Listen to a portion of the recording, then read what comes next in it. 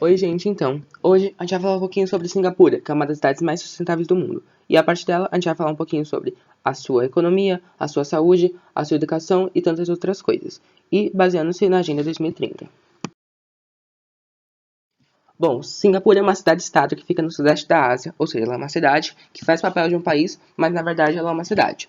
Bom, Singapura ela é um arquipélago, ou seja, ela é um conjunto de ilhas, de mais de 63 ilhas. E segundo algumas pesquisas, ela é uma das melhores cidades para se viver em toda a Ásia, justamente por ter um dos maiores IDHs de toda a Ásia, ter uma ótima educação, uma ótima economia e outras coisas. E, além disso, o país é pouco populoso e tem uma média de 5 milhões de habitantes.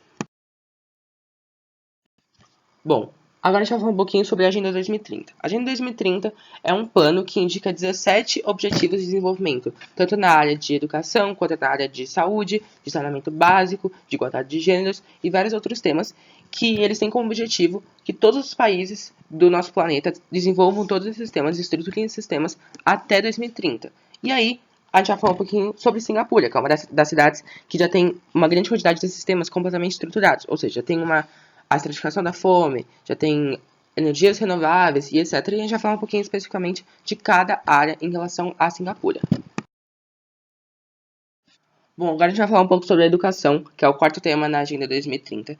E a educação em Singapura é avaliada como uma das melhores educações em todo o mundo. E aí, em várias competições e pesquisas feitas em relação a Singapura e em outros países do mundo, mostrou que eles têm um grande desenvolvimento na área de exatas, na questão de matemática, física e química.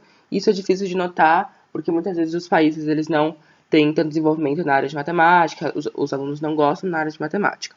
Além disso, eles têm uma educação bilíngue, ou seja, eles estudam em duas línguas. Primeiramente, o mandarim, que é a língua oficial de Singapura, e também o inglês, que é importante para qualquer questão de relações internacionais em todo o mundo.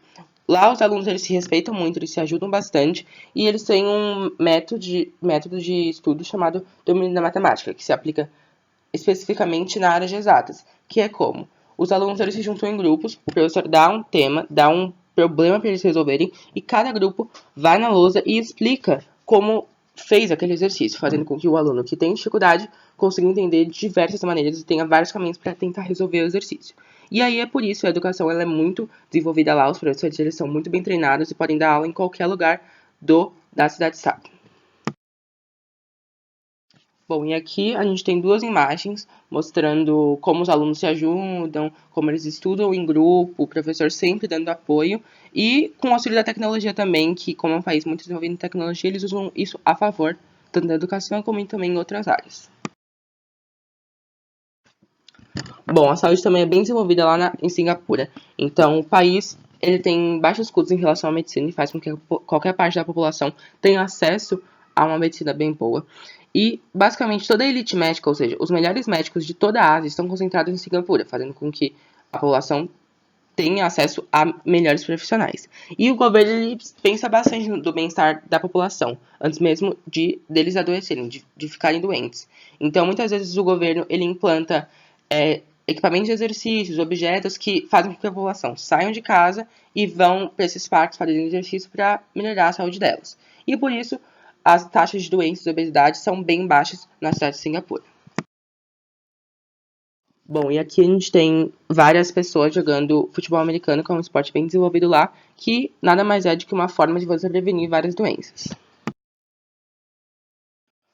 A vida terrestre e a ação contra a mudança global do clima são também bem desenvolvidos lá em Singapura, então ela é avaliada como a cidade mais verde da Ásia, e o governo pensa bastante na questão da sustentabilidade mundial. Então as emissões de CO2 são bem menores comparadas a países da Europa e a países da América Latina. E a produção de lixo também é bem menor, porque um singapuriano ele produz cerca de 385 quilos de lixo anualmente, que é bem menor do que comparado com as quantidades nos Estados Unidos, no Canadá, nesses países. E, além disso, eles têm uma grande preservação de espécies de animais. Então, eles têm um zoológico com mais de 2.800 animais que preserva essas espécies que ainda vivem no nosso planeta. Bom, e aqui a gente tem uma visão panorâmica de uma parte de Singapura que mostra essa grande quantidade de árvores. E, além disso, a gente tem esse ponto turístico, que são essas árvores gigantes que atraem muitas pessoas. Bom, eles também têm um grande movimento na área de vida na água e saneamento básico, então a cidade ela tem grandes projetos para diminuir drasticamente a quantidade de água usada na cidade, já que é um conjunto de ilhas, então é muito difícil eles encontrarem água, e por isso o governo investe em qualquer tipo de reciclagem da água. E além disso, eles também têm um grande desenvolvimento na área de aquários, então eles têm um dos maiores aquários do mundo, no qual preservam várias espécies e que são bem tratados todos os animais. E aqui mostra o mar, né, banhando a cidade de Singapura e o uso da água que eles têm, que é bem importante. Bom, eles também têm um grande desenvolvimento na área de acessibilidade energética, então eles têm um projeto que até 2025, um quarto de toda a energia produzida na cidade venha do sol, ou seja, seja energia solar, e eles captariam energia por meio de placas solares que seriam acopladas no mar. E hoje em dia, 95% de toda a energia produzida na cidade vem do gás, que é menos prejudicial para a cidade. Bom, eles também têm um grande desenvolvimento na área da economia, indústria e inovação tecnológica. Então, desde 2011, quando o novo ministro entrou no poder, eles foram classificados como um milagre econômico, já que esse novo ministro que está no poder até hoje conseguiu resolver todos os problemas de corrupção e dinheiro. E, justamente por isso, eles têm um crescimento muito grande no PIB, muito maior que todos os países do BRICS. E por quê? Porque eles investem tanto em questão de logística, quanto em questão de turismo, que atrai muitas pessoas, e além disso, na questão de exportação, tendo o maior porto do mundo, que de cada 10 barcos que rodam todo o nosso planeta, 5 passam por esse porto, que é muito importante e movimenta toda a economia de Singapura.